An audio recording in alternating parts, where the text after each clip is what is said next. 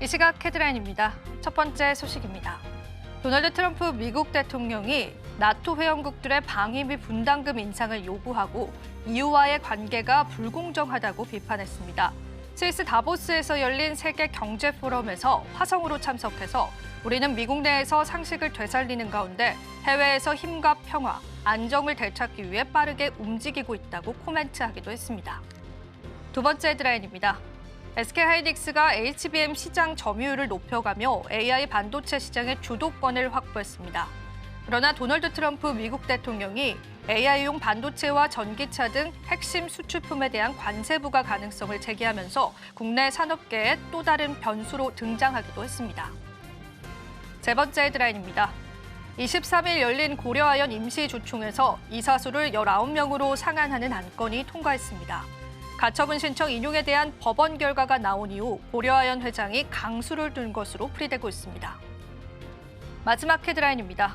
미용 의료기기 전문 기업인 아스테라시스가 코스닥 시장에 입성한 첫날 장 초반 100% 넘게 오르면서 강세를 나타냈습니다. 이날 함께 상장한 다른 신규 상장주와는 다르게 이 기업 같은 경우에는 계속되는 상승률을 나타내고 있습니다.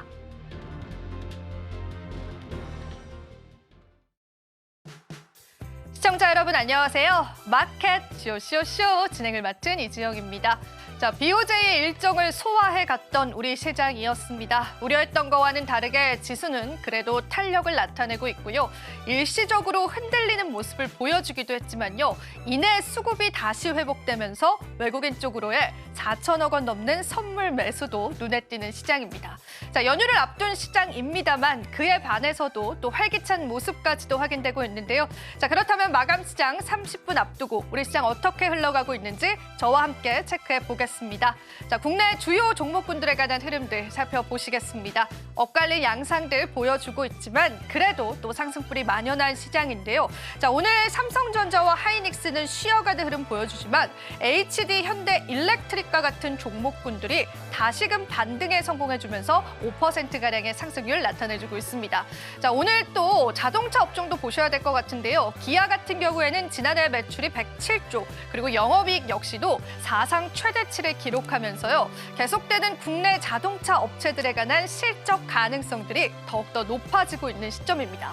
주가적인 측면도 살펴보겠습니다. 반면에 현대차와 기아는 오늘 시장에서 하락하는 흐름 보여주지만 자동차 부품주 쪽으로의 탄력이 좀 들어오는 모습 확인되고 있습니다. 현대모비스가 4.17% 상승하는 모습까지도 보여주고요. 또 추가적으로 오늘 금융주는 쉬어가지만 어제 낙폭이 컸었던 하나 에어로스페이스와 하나 오션과 같은 우주항공 관련주들은 트럼프에 관한 영향력으로 또 한 번 상승하는 흐름 보여줍니다. 자, 오늘 시장에 눈에 띄는 건 삼성바이오로직스 역시나 2거래일 연속 상승하면서 제약바이오주들을 좀 이끌고 있는 모습까지도 확인이 되고 있는데요. 반면에 다른 제약바이오주들은 오늘 시장에서는 그렇게 좋은 탄력을 나타내고 있진 않습니다. 오늘 원전주들도 강합니다. 두산 에너빌리티도 3% 넘게 상승하고 있습니다.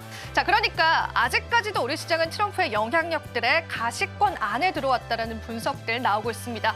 하지만 또 연휴 앞두고서 좋은 탄력세가 이어지는 만큼 연휴 이후의 전략도 필요할 것 같은데요. 자, 오늘도 마감 시장 그리고 또 그 이후의 시장까지도 저희와 함께 전략 챙겨보시면 될 것 같습니다.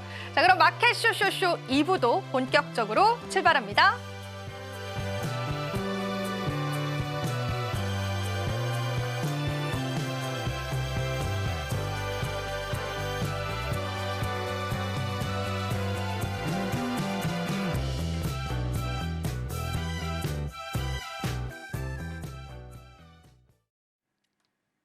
마감 시장 향해 가고 있는 우리 시장입니다. 자, 오늘도 다양한 시장 이야기들 좀 들어볼 예정인데요. 자, 오늘 같은 경우에는 ISS의 김태성 본부장님 모셔봤습니다. 본부장님, 안녕하세요. 네, 안녕하세요. 네, 저랑 같이 시장 보셨습니다. 오늘 시장 또 어떻게 보시는지 우선은 시황적으로 한번 이야기 나눠보겠습니다. 일단 보통 이번 주 많은 투자자분들이 아마 고민하셨던 부분은 크게 두 가지일 것 같습니다. 일단 첫 번째, 트럼프 2기의 본격적인 시기에 굉장히 많은 이야기들이 나오다 보니 시장에 자칫 부담감으로 작용할 가능성도 높지 않겠는가라는 불신이 좀 있었죠. 그럼에도 불구하고 굉장히 무난하게 혹은 무탈하게 그리고 우리가 생각한 것보다는 그래도 온건하게 트럼프의 이 2기가 시작되는 모습을 좀 보이고 있는 한 주가 아닌가 싶고요. 두 번째, 설 연휴 혹은 이제 추석 연휴 이렇게 긴 연휴를 앞두고 우리나라 증시는 그동안에 굉장히 높은 확률로 거래가 한산한 모습들을 많이 보여왔습니다. 하지만 올해에는 이 트럼프 대통령 당선이라고 하는, 그러니까 미국 대통령 당선이라고 하는 빅 이벤트가 있어서 그런지 연휴를 앞둔 날임에도 불구하고 굉장히 거래가 활발하게 조금은 많이 이뤄졌던 그런 한 주가 아닌가라는 생각이 들고 있고요. 굉장히 좋은 모습을 보이면서 종가가 형성이 되어가고 있는 모습입니다. 주봉상 코스피도 그렇고 코스닥도 그렇고 굉장히 중요한 위치에서 마감을 하는 모습. 만약 다음 주에 미국의 지금 빅테크 기업들의 실적들이 줄줄이 이어지고 있는데 이 빅테크 기업들의 실적만 잘 나오게 된다라고 하면 우리나라 코스피 코스닥 그동안에 참 돌파하기 어려웠었던 코스피 기준으로 보면 2,550포인트, 코스닥으로 보면 735포인트를 한번 돌파해 줄 수 있는 힘을 기대해 볼 수 있을 정도로 강한 모습을 보이면서 지금 마감이 되고 있다. 이렇게 좀 보시면 될 것 같고요. 업종별로는 2차 전지가 조금은 아쉽지만 그 아쉬움을 반도체 IT와 제약바이오 그리고 트럼프 트레이더라고 불리우는 우주라든지 아무래도 이제 방산이라든지 이러한 기업들이 잘 메꿔주고 있는 오늘 하루 그리고 한 주가 아니었나라는 의견 드려보도록 하겠습니다. 그래도 저희가 또 웃으면서 이 금요일 시장을 마무리할 수 있다라는 부분에서 참 많은 위안이 드는 것 같습니다. 자, 그리고 저희가 또 앞서서도 속보로 전해드린 바가 있었는데 이제 BOJ 회의에 따른 시장 영향력들도 아직 많은 분들이 걱정을 하시는 것 같습니다. 우리 금감원에서 지금 현재 상황에 관해서 회의를 진행을 했고 금융상황 점검 회의를 열었는데 일단 이복형 금융감독원장은 엔캐리 청산의 요인이 낮다라는 그런 코멘트를 하기도 했습니다. 네. 혹시 또 본부장님께서는 이 부분에 관해서는 좀 어떻게 생각하실까요? 지난 우리가 이제 8월 15일 날의 급락이 엄청나게 공포스러웠죠. 그러다 보니까 아마 많은 투자자분들이 오늘 또 BOJ가 금리를 올리게 되면 엔캐리 청산 가능성을 내포하고 있는 물량들이 시장에 또 한 번 알고리즘을 통해서 나오는 것이 아닐까라는 두려움이 좀 있었던 것 같아요. 그래도 생각보다 지금 잘 넘어가고 있는 상황이라고 보시면 됩니다. 오전 11시 반부터 12시 반 이 시계열 순으로 보면 이 BOJ 금리에 대한 이야기들이 거의 한 1시간에서 1시간 반 정도 시장의 어떤 메인 뉴스였었거든요. 그럼에도 우리나라 증시는 지금 잘 버텨내고 있다라고 좀 보시면 될 것 같고 한 가지 이제 왜 이렇게 됐느냐라고 좀 말씀드릴 수 있는 건 뭐냐면 이 엔캐리 청산이라고 하는 부분도 일본의 금리와 미국의 금리 차가 극단적으로 벌어지면 나타날 수 있는 상황인데 일단 일본은 금리를 올렸죠. 하지만 어느 정도 예측 가능한 수준의 금리의 지금 상승이었고 대신에 이제 미국 같은 경우에는 어떤 부분이 있냐면 트럼프가 금리를 내리고 싶어 하긴 하나 지표 너무 좋죠. 기업들의 실적 너무 좋죠. 더욱이 연준 같은 경우에는 금리 인하 속도 안 내도 된다라는 이야기를 최근에 하다 보니까 엔캐리 청산 가능성이 그래도 지난 8월 달보다는 지금 낮은 상황에서 우리가 이제 BOJ를 기다리고 있던 부분이어서 큰 탈 없이 지금 넘어가고 있는 이제 우리 증시다라고 좀 말씀드릴 수 있을 것 같은데 방심은 금물이다라는 코멘트로 마무리 지어보도록 하겠습니다. 사실 우리가 또 방심할 수는 없습니다. 우리가 또 연휴에 들어가기 때문에 그 사이에 또 시장 변동성이 좀 나올 수 있을 것 같고 제가 봤을 땐 오늘 또 밤에 미증시를 조금 유의해서 봐야 되지 않을까 싶어서 이제 연휴 직전에도 저희가 긴장을 놓을 수는 없는데요. 그래도 저희가 또 이전 대비해서는 그 충격은 조금 더 낮을 것이다라는 건 공통적인 의견이기 때문에 계속되는 시장 방향성 저희가 살펴드리도록 하겠습니다. 자, 기아가 또 실적 발표를 했습니다. 기아의 실적 발표도 사상 최대치. 지난번에 그 현대차도 굉장히 좋은 실적을 나타냈는데 오히려 주가가 하락을 합니다. 네. 어떻게 해석해볼까요? 일단 현대차도 그렇고 기아도 그렇고 실적 잘 나오고 있음을 우리는 계속 수출 데이터를 통해서 확인을 했죠. 일단 그런데 막상 숫자가 잘 나오니까 왜 빠지느냐? 또 그것도 아닙니다. 현대차, 기아는 오른 것도 없이 지금 빠지고 있죠. 결국엔 미국의 어떤 정책에 대한 부담감을 가장 많이 안고 있는 쪽이 지금 자동차 산업이다라고 좀 보시면 될 것 같고 또 현대차, 기아 하이브리드 차량 작년에 많이 팔았다라는 이유로 굉장히 또 좋은 모습을 보였지만 그 안에 전기차의 판매량도 굉장히 주요했었거든요. 근데 지금 미국 시장에서 전기차 판매에 대한 부분이 참 녹록지 못해지고 있는 것은 사실인 것 같습니다. 특히나 이번에 기아는 아니지만 현대차 같은 경우에는 일부 모델이 또 보조금을 못 받는다라는 이야기가 좀 있었던 한 주의 이제 소식 중에 하나였기 때문에 그러한 부분들이 완성차 기업들의 주가를 조금은 끌어내리는 대신 완성차 기업들보다는 각각 개별 스토리를 갖추고 있는 지금 부품사들이 굉장히 좋은 모습을 보이고 있어서 저는 완성차 쪽은 조금은 더 시간을 두고 전체적인 흐름을 좀 봐야 될 것 같습니다. 그러니까 현대차, 기아뿐 아니라 글로벌 기업들, GM이라든지 독일 3사라든지 이러한 기업들의 주가 추이를 보면서 추후의 전략에 더 집중을 하시는 게 지금은 맞다. 대신 이제 표면적으로 찍힌 숫자 대비해서 주가가 못 간 그 아쉬움은 남아있을 수밖에 없는 그러한 상황이라는 의견 드리겠습니다. 네, 좋습니다. 우리가 또 실적 코멘트까지도 같이 한번 들어봤습니다. 이어지는 코너도 소개해드리겠습니다. 핫 섹터, 핫 종목 시간 준비되어 있는데요. 자, 오늘도 저희가 또 유망한 섹터, 그 안에 2가지 종목씩 골라서요. 그 안에 관한 또 시장에 관한 이야기들 나눠보겠습니다. 투자 전략 세울 때 도움이 되실 것 같아서요. 여러분들도 채널 고정하시고 많이 참여해 주시면 좋겠습니다. 저희는 잠시 뒤에 다시 찾아뵙겠습니다.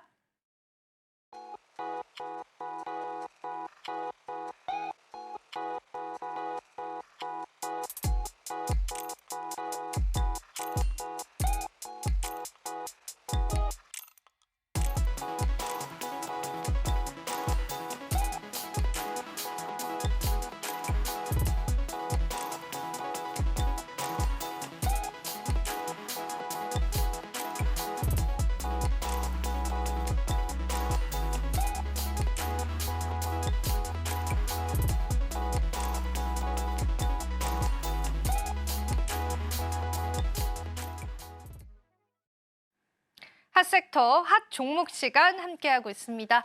역시나 본부장님과 함께 이야기 나눠볼 텐데요. 자, 오늘 어떤 핫섹터 골라오셨고 그 안에서 어떤 종목군들 저희가 보면 좋을지 바로 이야기를 좀 나눠보겠습니다. 본부장님, 오늘 어떤 섹터일까요? 네, 일단 제가 오늘 준비한 섹터는요. 바로 차차차. 네, 자동차와 차차차. 자동차 부품. 네. 여기서 이제 무엇을 선택해야 되느냐인 네. 것 같고 종목은 형이냐 동생이냐. 네. 이게 이제는 여러분들의 가장 큰 고민일 것 같아서 현대차냐, 현대모비스냐 이 둘 중에서 어디를 더 선호를 해야 되느냐에 대한 어떤 이야기를 좀 드리고자 가져왔습니다. 예스 올 노부터 그럼 한번 살펴볼까요? 네. 일단 저는 현대차는 세모의 노후, 세모의 노후 대신에 현대모비스는 강력하게 오 Yes. 의견을 한번 드려보도록 네. 하겠습니다.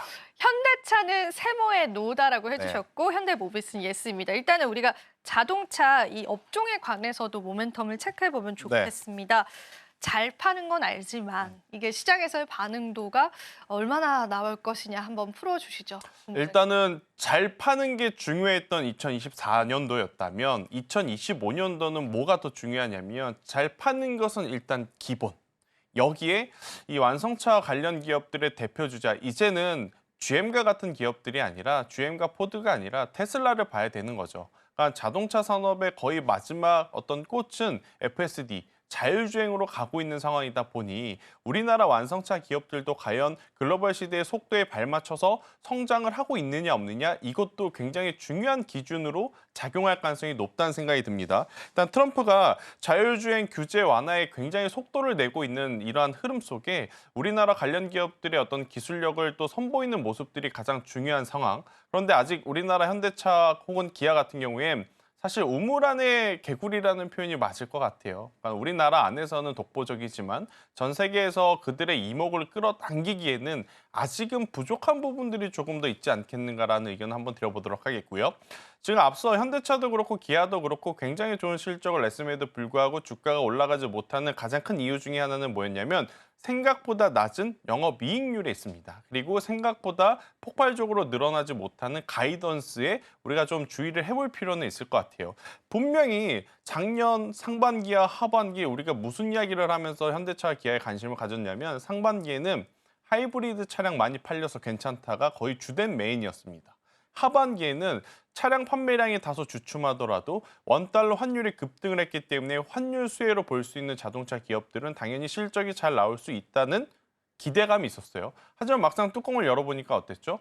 영업이익률이 생각보다 낮았다라는 부분. 그러니까 이 고환율에 대한 어떤 수혜도 우리 투자자분들이 예측한 것보다는 그렇게 큰 지금 수혜로 적용이 안 되고 있다는 부분. 그럼 트럼프 2기 시기에 일반적으로 고환율 시기가 계속 이어질 건데 우리가 생각한 것보다는 고환율 수혜가 그렇게 완성차 기업들에게 메리트가 없어 보일 수도 있는 그러한 날이었기 때문에 아무래도 지금 완성차 기업들은 주가가 상승 탄력을 받기에는 굉장히 불확실성들이 많아지는 하루가 아니었나 이렇게 좀 정리해 드릴 수 있겠습니다. 네, 사실 좋은 실적 발표에도 영업이익률이 감소했다라고 하는 부분들에 관해서 시장의 반응도는 좀 싸늘했던 것 같습니다. 오늘 주가만 보더라도 그런 흐름들 좀 나와주고 있기 때문에 우리가 과연 이 자동차, 완성차 업체들의 성장성이 어디에 있는가에 좀 집중을 할 수밖에 없는 시점인 것 같습니다. 뭐 그런 소식들이라든지 그런 시장의 모멘텀들이 있다면 저희가 또 발빠르게 전달을 해드리도록 하겠고요. 그러면은 종목 단으로 한번 보겠습니다. 네. 현대차는 세모라고 해주셨는데 이 세모의 이유를 한번 보겠습니다. 완연한 노는 아니다라고 해주셨어요. 일단 지난해 사상 최대 매출을 낸 기업에 제가 X를 할 X를 수 없다. 줄 순 없겠더라고요. 네. 아니 이렇게 잘한 어떤 기업에게 제가 감히 X를 드리는 건 아니다 싶어서 그러니까 세모에 가까운 X. 그러니까 많이 선반영이 되어서 움직였었던 부분들이 있어서 재차 이 현대차가 좋은 모습을 좀 보이기 위해서는 앞서 제가 말씀드렸던 자동차 잘 파는 것 작년에 이어서 올해도 물론 중요하지만 여기에 이제 자율주행이라고 하는 어떤 신산업에 대한 결과값을 이제는 내주어야 한다라는 과제가 지금 남아있는 상황이라서 저는 현대차에 대해서는 세모 의견을 한번 드려보도록 하겠고요. 사실 작년과 재작년 같은 경우에는 현대차는 계속 피크아웃에 대한 우려감을 그들이 스스로 실적을 보이면서 깨면서 올라왔었거든요. 하지만 이번 4분기 그리고 이제 올해 해가 바뀌면서 1분기에는 참 굉장히 좋은 숫자가 나왔음에도 불구하고 예전처럼 주가가 많이 동조하지 못하는 지금 실망감들이 조금 있는 상황이라서 시간이 필요하다라는 저는 생각이 들어요. 뭐 고환율에 대한 영업이익 또 고부가 가치 제품들이 많이 팔리게 되면 영업이익이 지금보다 훨씬 더 높아질 수 있겠다. 다양한 어떤 행복회로, 희망회로적인 코멘트들이 많았지만 결국 트럼프 2기 시기에 완성차 기업들, 우리나라 기업들뿐만 아니라 다수의 완성차 기업들이 미국 내에서 영업 활동하기가 참 제한적일 가능성도 지금은 열어두고 고민을 해보셔야 되기 때문에 저는 현대차와 기아는 이번 4분기 실적보다 다가오는 2025년도의 1분기 숫자의 스타트를 한번 중요 포인트로 좀 잡고요. 그때까지는 천천히 관망의 스탠스로 보시는 게 더 맞지 않겠나라는 의견을 한번 드려보도록 하겠습니다. 그러면은 자동차 업계들은 계속되는 또 주가 방향성은 좋지 않다라고 보여지는데 그러면은 또 이런 의문이 들긴 합니다, 본부장님. 만약에 이런 자동차 완성차 업체들이 시장에서 그만한 밸류를 적용을 받으려면 어떤 모멘텀들이 좀 필요할 것이다라고 혹시 생각을 하실까요? 일단 지금의 밸류보다 조금 더 높은 밸류를 받기 위해서는 결국 전기차에 대한 폭발적인 좀 상승세가 두드러져야 될 것 같아요. 근데 현대차 기아는 작년부터 지금 올해까지 전기차에도 힘을 써왔지만 가장 많이 힘쓴 쪽이 바로 이제 하이브리드 차량이거든요. 하이브리드 차량에 대한 판매 대수를 저는 올해에는 꼭 한번 여러분들이 추세를 조금은 더 확인해 볼 필요는 있다는 생각이 들고 있고 보통 연말과 연초에 아무래도 이제 풀체인지는 아니더라도 제품들이 많이 바뀌는 이 시점에는 이벤트성적으로 현금 지원이라든지 그러한 판매 영업적인 이벤트들이 좀 많을 가능성이 높아요. 그래서 12월과 1월의 판매 데이터보다는 오히려 2월과 3월 달에 나오는 어떤 판매 데이터에 조금 더 집중을 해서 보시는 것이 더 객관적인 데이터가 될 확률은 높다는 의견 한번 드리겠습니다. 추가적인 모멘텀까지 저희가 체크를 한번 해봤습니다. 그럼 현대모비스 쪽도 이야기를 좀 들어봐야 될 것 같습니다. 예스라고 해주셨는데 부품 쪽은 또 굉장히 많은 모멘텀이 있는 것 같아요. 어떤 또 관점에서 예스라고 해주셨을까요? 일단 현대모비스도 현대차와 기아가 작년 한 해 그렇게 돈을 많이 벌었으니까 당연히 현대모비스도 돈을 많이 벌었겠죠. 오늘 실적 서프라이즈가 나오면서 강세의 모습을 보였는데 아니 왜 도대체 현대차는 똑같은 어닝 서프라이즈인데 실적은 떨어지고 현대모비스는 올라가느냐? 앞서서 제가 강조드렸던 게 바로 생각보다 낮은 영업이익률이었거든요. 현대모비스는 생각보다 높은 영업이익률을 보여줬기 때문에 시장에서는 굉장히 냉정하게 현대차보다는 현대모비스가 지금은 더 낫다라고 평가를 하고 있는 것 같아요. 그러면 왜 영업이익률이 현대모비스는 이렇게 높을까라고 고민을 해보면 캡티브 물량과 논 캡티브 물량을 같이 합니다. 이게 무슨 이야기냐? 현대모비스니까 당연히 현대기아의 물량을 하겠죠. 그걸 캡티브 물량이라고 우리가 칭합니다. 그런데 현대, 기아를 제외한 나머지 완성차 브랜드의 부품을 납품하는 것을 논캡티브 물량이라고 하는데, 바로 이 논캡티브 물량이 재작년부터 계속해서 비중이 좀 커지기 시작했거든요. 작년 같은 경우에는 정말 괄목할 만한 성장세를 좀 보여줬었던 상황이에요. 그러니까 계열사, 관계사인 현대차, 기아도 지금 굉장히 많이 팔고 있고, 논캡티브 물량도 굉장히 판매량이 좋으니 당연히 영업이익률은 월등히 지금 높아질 수밖에 없다라고 좀 보시면 될 것 같고요. 바로 이 논캡티브 물량, 국내 브랜드일까요? 국내 S사일까요? 아니겠죠. 당연히 해외 브랜드사입니다. 그러면 이 논캡티브 물량 이퀄 해외 수출 비중이 늘어난다라고 해석이 가능한 거죠. 그래서 현대모비스 같은 경우에는 생각보다 더 좋은 실적과 앞으로 더 늘어날 수 있는 기대감이 지금 합쳐지면서 굉장히 좋은 주가의 모습을 보이고 있는 게 팩트다라고 좀 보여질 수 있을 것 같고, 또 지금 현대모비스를 바라보는 혹은 현대글로비스를 바라보는 많은 투자자분들은 사실 제가 방금 열심히 설명드린 본업보다 더 관심 있는 게 하나 있죠. 주주환원과 아무래도 지배구조에 대한 기대감. 그러다 보니까 지금 현대모비스와 현대글로비스 같은 경우에는 현대그룹 전체에서 이 지배구조의 어떤 중심에 있는 기업들이거든요. 그러다 보니 다른 기업들보다 당연히 개별 스토리에 따른 수급도 굉장히 강하게 들어오는 상황이라 저는 현대모비스는 올라간 것도 없습니다. 이제 박스권 상단에 걸터 앉은 상황이라서요. 작년 3월 달에 기록했던 27만 원이라는 가격대는 저는 한번 강하게 뚫어내줄 가능성이 높다. 특히나 이젠 또 배당에 대한 이야기가 솔솔, 또 이제 지배구조에 대한 이야기도 솔솔 들려올 수 있는 그런 시기이기 때문에 현대모비스만큼은 혹은 현대글로비스만큼은 현대 계열사 안에서 올 상반기에 가장 눈여겨봐야 될 기업이 아닐까라고 설명드려보도록 하겠습니다. 현대모비스에 관한 또 자사주 소각 이슈들도 또 시장에 긍정적인 영향력을 미칠 수 있다는 부분들도 여러분들이 체크 포인트로 챙겨보시면 좋을 것 같습니다. 이렇게 또 다른 양상을 보여주고 있습니다. 같은 그룹 기업 안에서도요. 그런 부분들이 또 우리 시장을 또 말해주는 한 면인 것 같아서요. 여러분들 투자 전략 세우실 때 또 한번 팁으로 가져가 보시면 좋겠고요. 자, 그렇다면 두 번째 핫섹터도 열어보셔야겠죠. 어떤 핫섹터 두 번째로 준비가 되어 있는지 볼 텐데 본부장님께 소개를 좀 부탁드려보겠습니다. 네, 오늘 여러 가지 핫한 섹터가 많았지만 이 섹터 빼놓고 이야기할 수는 없겠죠. 바로 우주항공. 네, 우주항공 이게 또, 쪽. 네. 이쪽이 굉장히 강했기 때문에 우주항공 내에서 그러면 종목군들이 지금 갈리거든요. 하나 에어로스페이스가 좋다 하시는 분, 아니면 이제 HVM과 같은 우주항공 관련 부품주들이 좋다고 하시는 분들이 많을 것 같아서 저의 의견을 좀 말씀드리고자 우주항공 쪽에서 뽑았습니다. 오늘은 또 공교롭게도 대표주와 부품주 이런 네. 쪽에 라이벌 구도가 그러네요. 있는 것 같아서 그게 또 관전 포인트인 것 같아요. 여러분들 이제 우주항공주들도 우리가 옥석 가리기 필요합니다. yes or no도 바로 한번 열어볼 텐데 의견들은 각각 어떨까요? 이것도 좀 논란의 요지는 있을 것 같아요. 고민이 많으셨던 것 네. 같은데요, 고민이? 이 하나 에어로스페이스도 현대차와 마찬가지로 세모에 가까운 X라고 좀 설명드릴 수 있을 것 같고, 오히려 개인 투자자의 입장에서는 HVM이 조금 더 저는 긍정적으로 와닿는 모습들이 많다고 설명드리겠습니다.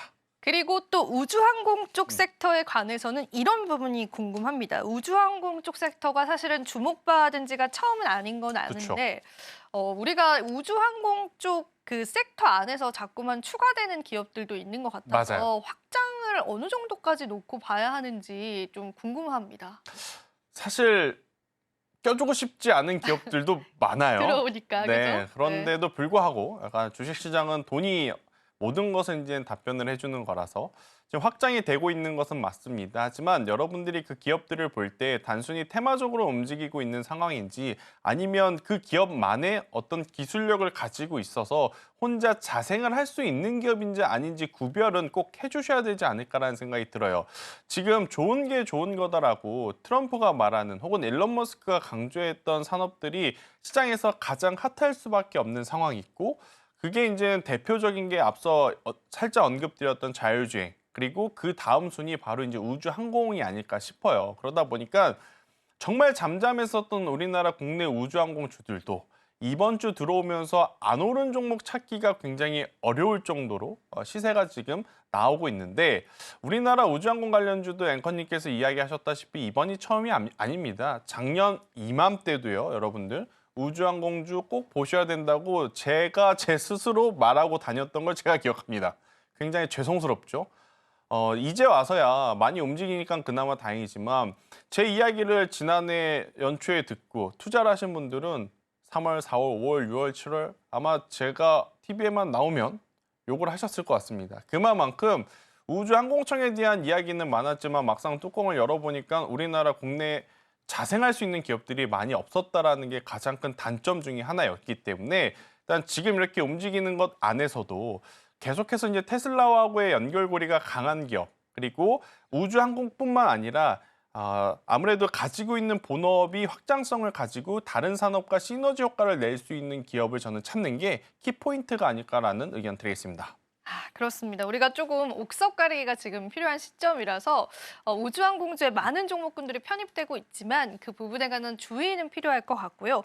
오늘 또 본부장님께서 그렇게 밀어주셨던 우주항공 쪽에 관한 이야기를 할 텐데 하나 에어로스페이스는 오늘도 또 세모라고 해주셨는데 네. 이게 왜 세모가 되는지 대장주 아닌가요? 이런 질문도 있을 것 같아요. 한번 풀어주실 수 있을까요, 본부장님? 일단 하나 에어로스페이스가 주가가 올라온 것은 우주항공 때문이 아니라 방산이 차지하고 있는 비중이 굉장히 높아서였거든요. 그런데 지금 우리가 알고 있는 하나 에어로스페이스, 현대로템, LIG, 넥선 이들의 어떻게 보면 해외에서의 성과 자체가 폴란드발 외에 추가적으로 지금 진행이 되고 있는 수주의 계약 속도가 저는 제가 생각한 것보다 조금은 더 늦어지고 있다는 생각이 들어요. 물론 폴란드 1차, 2차, 3차 다 인도를 해주고 그다음에 루마니아라든지 중동이라든지 다른 나라와 이제 계약을 하는 게 굉장히 중요하겠지만 계속 같은 내용의 반복은 주식시장에서는 신선도가 조금은 떨어질 수 있을 법한 저는 상황이 아닐까라는 생각이 듭니다. 그나마 다행스러운 것은 여기서 이제 밀리면 기간 조정으로 들어갈 수 있었던 상황 속에서 오늘 장대 양봉이 좀 나와줬기 때문에 한 번 더 기술적으로는 작년 11월 달에 기록했던 고점은 넘어갈 가능성이 높다고 저도 기대를 하고 있는 부분이에요. 하지만 잠깐 넘어갔다 오면 의미가 없습니다. 넘어간 상태에서 계속 추세가 연결이 될 만한 강력한 뉴스들이 조금 나와야 하는데 지금 하나 에어로스페이스는 그 강력한 뉴스가 바로 이제 새로운 나라와의 혹은 폴란드와의 계약이 또다시 반복이 되더라도 우리가 생각한 것보다 굉장히 큰 규모의 계약이 나와줘야지만 가능하지 않을까라는 그러니까 이 주가의 위치를 놓고 보면 다소 조금은 지칠 수도 있는 그러한 위치이기 때문에 조심하자라는 의견의 어떤 X를 한번 말씀드려 보도록 하겠습니다. 한 테포 쉬어가는 전략으로 지켜봐야 될 것 같고 실적이 가시화됐을 때 또 한 번 주가 상승은 있을 수 있겠지만 우리가 타이밍 잡을 때는 지금 당장은 보수적으로 보시는 게 맞지 않을까 싶습니다. 그런 관점에서 보시면 되겠고요. 그다음에 개인 투자자분들이라면 오히려 이 종목이 낫다라고 해주셨던 HVM 네. S라고 해주셨는데 네. 한번 또 전략들 같이 이야기 들어보면 좋겠습니다, 본부장님. 우리나라는 어떤 산업이든 제조업 기준으로 보면 부품은 정말 잘 만드는 것 같아요. 그러니까 소프트웨어는 다소 약할지 몰라도 하드웨어 쪽의 기술력은 확실하게 있다는 것을 저는 이번에 반도체 쪽을 보면서 또 한 번 느꼈거든요. 우주항공도 마찬가지입니다. 뭐 여러 가지 뭐 센서류, 뭐 카메라 모듈 이런 쪽도 굉장히 잘 만들지만 결국 이제 첨단 금속 재련 기술을 가지고 여러 가지 이제 부품을 만들어내는 기업들은 우주항공뿐 아니라 방산 쪽에도 지금 영역을 확대를 할 수 있다는 확장성을 좀 가지고 있기 때문에 만약 여러분들이 지금 이 우주항공 쪽에서 종목을 찾으신다면 저는 HVM 이 종목을 보는 게 가장 현실적으로 우리가 선택할 수 있는 최선의 방법이 아닐까 싶어요. 왜냐? 하나 에어로스페이스는 앞서서 제가 이야기 드렸다시피 가격적으로 부담이 많이 됐고 또 우주항공 하면 대표적인 기업이 하나 있습니다. 한국항공우주. 그런데 한국항공우주 많이 거론되지 않는 이유는 아마 여러분들이 더 잘 아실 겁니다. 움직이질 않죠. 그러니까 조금 더 속도전에 용이한 기업을 찾아본다면 중소형 쪽 안에서 나름의 기술력을 가지고 있고 자생할 수 있는 기업을 추려봤을 때 HVM이 저는 가장 으뜸에 서 있지 않나. 실제로 스페이스X의 공급한 이력도 있기에 계속 우주항공, 스페이스X, 일론 머스크, 그러면 HVM까지도 테마적으로 움직일 수 있는 요소는 저는 굉장히 많다는 생각이 들어서요. 이쪽에 대해 관심도를 한번 붙여봤으면 좋을 것 같고요. 방산에 우주항공이 붙는 거와 우주항공에 방산이 붙는 거와 어느 게 더 유리할까를 생각을 해보면 저는 전자보다는 후자인 것 같아요. 왜냐하면 우주항공은 성장성이라고 하는 기대감은 높지만 실제로 그 기업이 그 산업을 통해서 얼마를 벌어들이는지 확정을 해줄 수 있는 숫자는 없거든요. 하지만 방산 같은 경우에는 수주 잔고라든지 아니면 수주 계약이라든지 이렇게 좀 금액을 예측을 해볼 수 있는 부분들이 많아서 저는 오히려 HVM처럼 우주항공 플러스 여기에 방산이 붙어주게 된다면 굉장히 실적적으로도 더 좋아 보일 수 있겠다라는 의견 드려보도록 하겠습니다. 예, 좋습니다. 자, 이렇게 해서 핫섹터, 핫 종목 시간을 마무리해보고요. 저희 이어지는 코너도 소개해드리겠습니다. 앞으로의 시장 준비하셔야겠죠? 이슈 TMI 시간을 통해서 설 연휴 그리고 그 이후의 시장 반응도 한번 체크를 해보도록 하겠습니다. 계속되는 시청 부탁드리고요. 자, 우리 시장 마감 향해 가고 있습니다. 연휴 이전의 마지막 마감 시장 저희가 꼼꼼하게 분석해드릴 테니까요. 마감 시장 같이 한번 살펴보시죠. 저희는 잠시 후에 다시 찾아뵙겠습니다.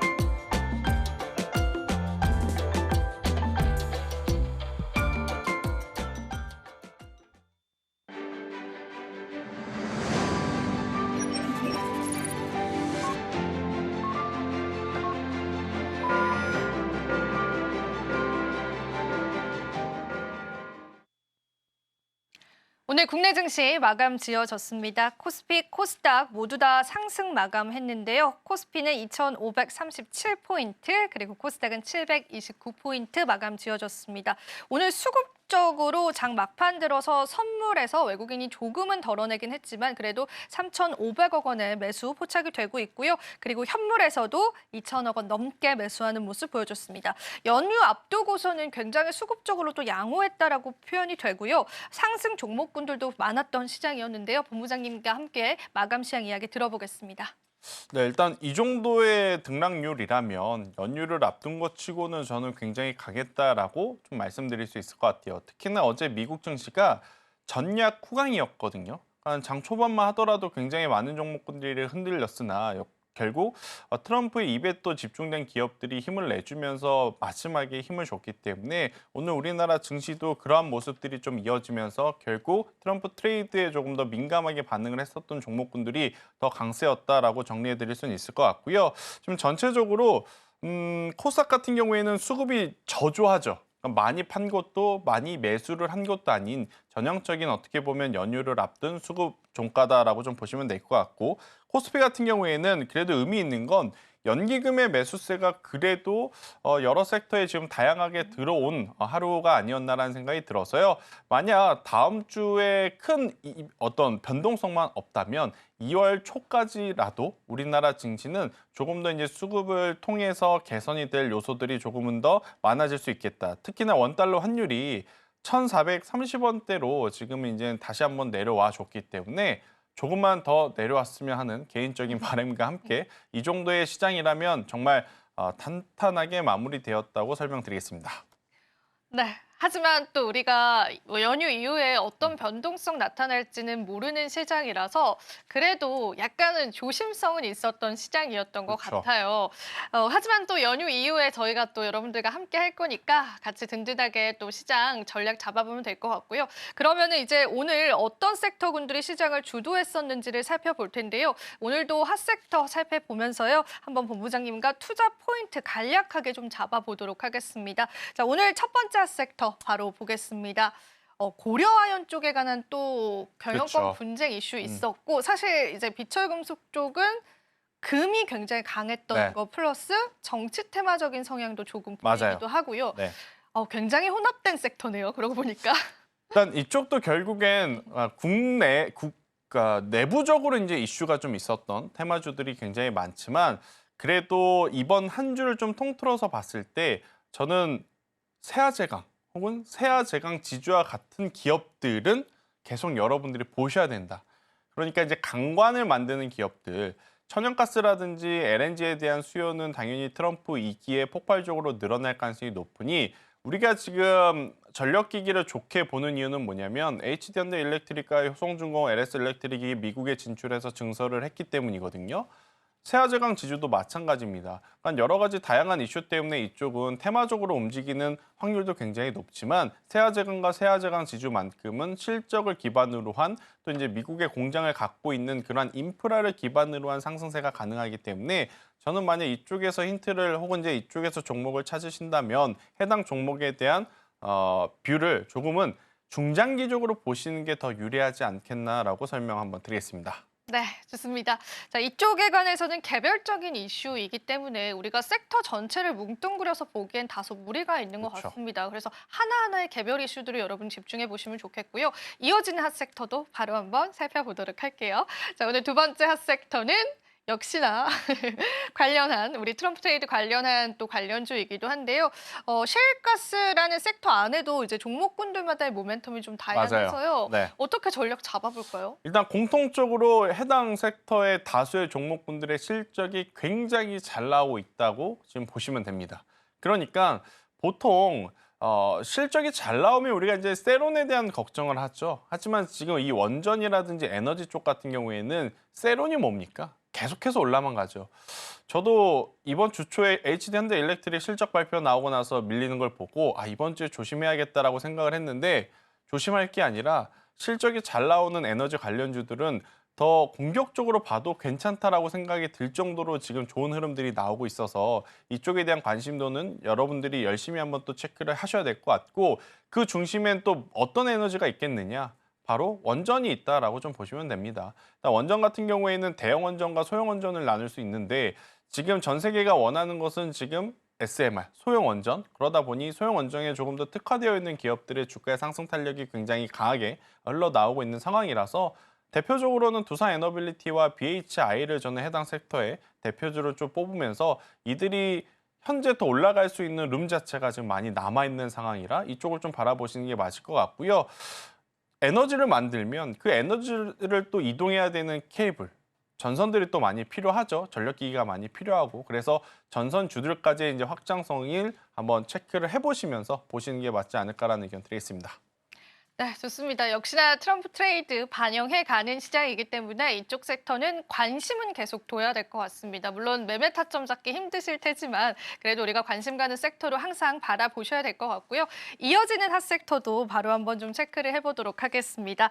자, 오늘 마지막 핫섹터입니다. 역시나 또 비슷한 맥락에서 이야기를 해야 될 것 같은데요. 전기 장비 쪽, 네. 이제 일진전기 또 10% 넘게 오르면서 마감이 됐네요. HD 현대일렉트릭도 사실 실적 발표 나고 나서 또 그렇죠. 변동성 있었는데요. 네. 어떻게 풀어볼까요? LS 그룹에 근무하시는 분들은 올해 성과금 얼마나 받으실까? 네, 궁금합니다. 부럽습니다.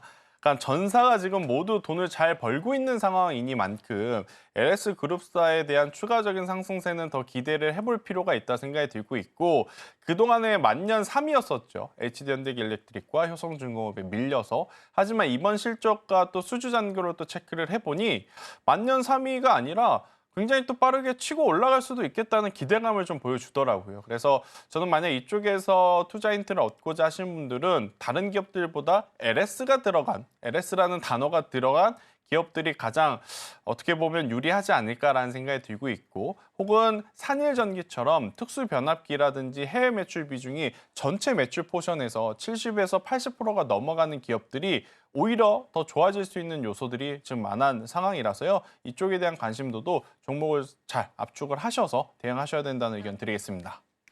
사실 LS 그룹주에 관해서는 일전에는 굉장히 또 말도 많고 탈도 많았었던 그런 그렇죠. 그룹주인데요. 증권가에서 하나둘 목표가를 상향하는 모습이 먼저 포착이 되더라고요. 많은 또 실적, 또 많은 수주에 관한 모멘텀들을 지니고 있었던 것 같습니다. 우리가 이 그룹주를 보는 시선도 이제는 조금 달라질 만하고요. 관련한 모멘텀도 가득 가지고 있기 때문에 여러분들 조금 관심을 갖고 보시면 될 것 같고, 전력 설비 쪽은 또 시장에 계속되는 관심이 이어질 것 같습니다. 그래서 그 부분에 관해서도 우리가 관심도 있게 바라봐야 될 섹터인 것 같습니다. 자, 그러면은 또 저희가 이렇게 해서 핫섹터 마무리해보고 이슈 TMI 좀 열어볼 텐데요. 우리가 또 연휴 이후에 어떤 시장의 모멘텀들, 어떤 시장의 변수들 체크를 해봐야 할지, 오늘 이슈 TMI는 나눌 이야기 너무나 많을 것 같아요. 네. 바로 한번 좀 이야기 들어볼까요? 일단 뭐 이거죠. 네. 트럼프. 이겁니다. 네. 그리고 FOMC, M7의 실적. 그러니까 트럼프의 입에 따라서 지금 어떻게 보면 테마가 형성이 되고 있고, 테마가 형성이 되는 것뿐 아니라 속도가 지금 결정이 나고 있습니다. 무슨 이야기냐면, 연설을 처음에 할 때, 그러니까 트럼프 2기가 딱 되어서 행정명령을 할 때 비트코인 이야기 안 나오니까 비트코인 주들이 갑작스럽게 밀려 내려가죠.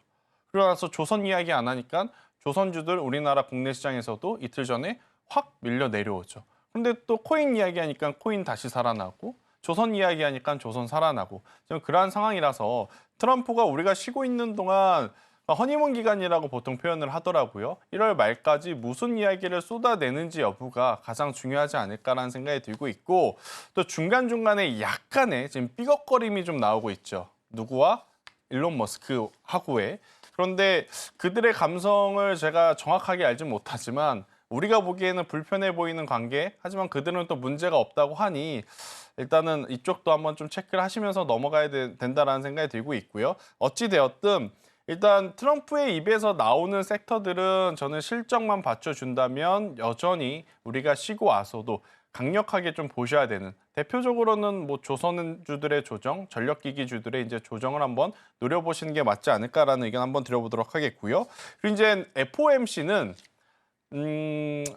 1분기에는 크게 변동은 없을 것 같습니다. 지금 사실 트럼프와 연준의 사이도 안 좋거든요. 네, 과거에 뭐 여러 가지 투닥투닥 이슈가 좀 있었기 때문에, 그리고 이번에 코인을 가지고도 한쪽은 인정해라, 한쪽은 안 산다, 이런 이야기들이 좀 많았었기에 연준 의장의 어떤 의지대로 동결이 될 확률이 굉장히 높은 상황이라서 오히려 FOMC는 영향가 없이 조금 흘러갈 가능성이 저는 높아진 상황이다라고 좀 보시면 될 것 같고, 가장 이제 중요한 건 결국 이제 다음 주에 쏟아질 M7 기업들의 실적입니다.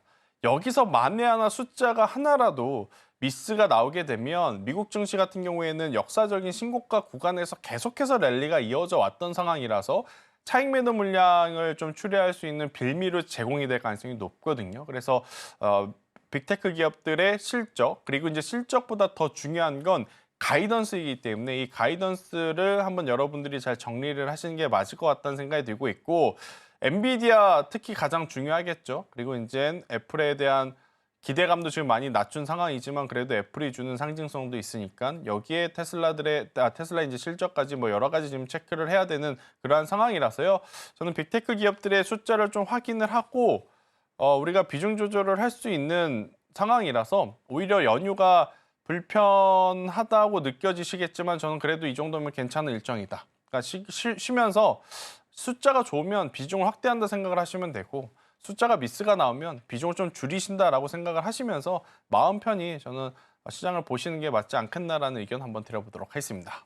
공교롭게도 연휴 기간 동안 정말 굵직한 일정들이 몰려져 있는데요. 이번에 특히나 빅테크 기업들의 실적 발표를 주목하는 이유 중에 하나는 일단 우리가 금리 인하라는 시장 모멘텀이 없기 때문에 기업의 성장성이 굉장히 증시를 끌어올리는 데 중요하다고 합니다. 그래서 월가에서도 굉장히 주시를 하더라고요. 우린 항상 성장성에 주시를 하잖아요. 그리고 투자 계획들에 관해서 철회가 없을지 혹은 축소가 없을지 그 부분들도 계속 보기 때문에 투자 계획에 관해서도 우리가 또 잘 들어봐야 될 것 같고 그 컨센을 상회하는지에 관해서도 봐야 될 것 같습니다. 오히려 쉬는 게 나은가 이런 생각이 좀 들기도 하는 시점인 것 같아요. 중요한 일정들이 있어서 저희가 또 연휴 이후에 한번 싹 정리를 해드릴 테니까 저희 함께 또 팔로우 해보시면 되겠고요.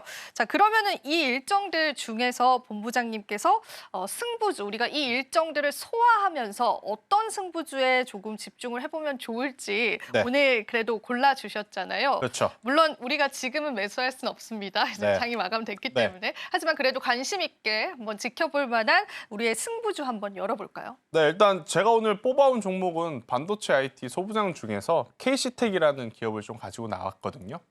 이제 아마 많은 분들이 좀 아시겠지만 우선 KC텍에 대한 설명을 하기 전에 왜 반도체 IT를 여전히 봐야 되느냐라고 물어보시면 크게 이제 두 가지의 체크 포인트가 있어요. 첫 번째, CES 2025에서 최태원 회장이 한 단어가 딱 있죠. 한마디를 하셨죠. 다 팔고 왔다. 그럼 그걸 뭘 다 팔고 왔을까라고 보면 당연히 그건 HBM입니다. 그렇기 때문에 올 한 해 HBM 밸류체인만큼은 너무 큰 걱정할 필요는 저는 없다는 생각이 들고 있고, 일단 두 번째, 뭐 여러 가지 뭐 이야기들이 많이 나오겠지만 지금 삼성전자 올해 HBM 언제가 됐든 해야 됩니다. 할 가능성이 아니라 올해 만약에 못했다? 그러면 삼성전자의 어떤 이 왕조는 정말 무너질 가능성이 높은 그러한 상황이라서 시기의 문제, 시차의 문제일 뿐 삼성전자도 결국 반드시 HBM 시장에 조금은 더 공격적으로 들어와야 되는 그러한 시기이기 때문에 저는 반도체 IT 안에서 여러분들이 봐야 될 종목 굉장히 많지만 KC테크와 같은 기업들, 그러니까 그동안에 정말 숨죽이면서 박스권 상단을 돌파할 만한 명분을 찾았던 기업들 위주로 한번 바라보시는 게 좋지 않을까 싶어요. 제가 사실 오늘 KC텍을 가져와야 할까? SKC를 가지고 와야 할까 고민 많았거든요. 그러니까 SKC 같은 경우에는 유리기판 관련주. 근데 SKC 같은 경우 최근에 너무 이제 핫했기 때문에 아마 많은 분들이 관심을 갖고 있고 이미 가지고 계신 분들이 있어서 일단 유리기판은 제 마음속에 탑픽이지만 많은 분들이 이미 관심을 갖고 있어서 그 다음 이등주로는 저는 KC텍을 좀 보고 있어서 KC텍 여러분들이 한번 같이 보셨으면 좋겠는데 결국 시장에서는요. 해당 기업의 기술력을 대체할 만한 기업들이 많으면 안 좋습니다. 그게 무슨 이야기냐? A라고 하는 기술을 가지고 1번 회사도 2번 회사도 3번 회사도 다 할 수 있으면 1번이 안 되면 2번 찾아가고요. 2번이 안 되면 3번 찾아가고요. 또 3번이 안 되면 또 1번 찾아가고요.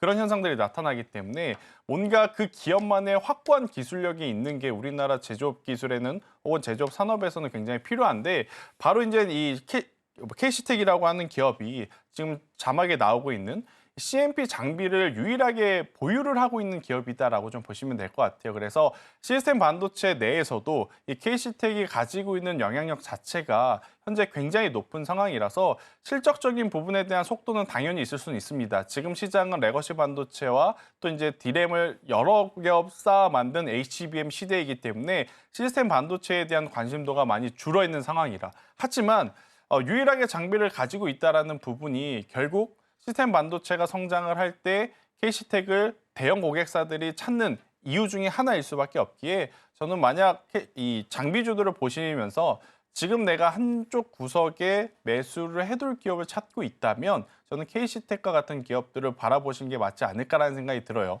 지금 당장 반도체 내에서 당장의 어떤 승부를 볼 수 있는 쪽은 한미반도체라든지 SKC라든지 필옵틱스라든지 뭐 JNTC와 같은 기업들이겠지만 그들은 자칫 변동성이 좀 나올 때 대응하기가 조금은 이제는 까다로울 정도로 길쭉반등 그 이상의 상승세가 나왔기 때문에 저는 만약 지금 보신다면 KC텍과 같은 기업들을 한번 바라보시는 게 가장 좋지 않겠나라는 의견을 한번 드려보도록 하겠고요. 지금 KC텍 같은 경우에 최근 한번 이제 반등이 나오고 나서 정말 잘 횡보를 하고 있는 상황이에요. 작은 박스권 안에서 지금 머물러 있는 상황이라 현재 구간에서 저는 이 3만 원이라는 가격대 밑으로만 재차 떨어지지 않는다면 투심은 크게 흔들릴 가능성은 없다는 생각이 듭니다. 그리고 이제 여기서 올라가게 된다면 당연히 이 5만 원이라는 박스 상단 이 가격대를 목표로 잡고 대응을 하시는 게 가장 좋을 것 같고 여기서 이제 한 가지 또 추가적으로 말씀드리고 싶은 건 굉장히 빠르게 움직일 수 있는 상황은 아니에요. 그래서 이제 중장기적으로 조금 길게 보실 수 있는 분들이 저는 이 KC텍과 같은 기업들을 다음 주 연휴 쉬고 와서 금요일 날 종가에 사는 게 좋을 것 같습니다. 종가에 사셔서 손절 라인 3만 원 그리고 목표가 한 5만 원 정도 잡고 대응을 하면 가장 좋지 않을까라는 의견 드려보도록 하겠습니다. 네, 좋습니다. 이렇게 해서 KC텍에 관한 이야기들까지도 본부장님과 함께 들어봤습니다. 자, 오늘 이슈 TMI 함께 하셨다면요. 여러분들 든든하셨을 것 같습니다. 긴 시간 함께 해주신 김태성 본부장님 감사드립니다. 마지막으로 본 방송에서 제공하는 정보는 투자 판단에 대한 조언일 뿐입니다. 가치 판단과 상승 하락 보장하고 있진 않다는 점 다시 한번 유의 부탁드립니다. 여러분 명절 연휴 잘 쉬시고요. 저희는 또 그 이후에 찾아뵙도록 할게요. 오늘도 시청해주신 여러분 고맙습니다.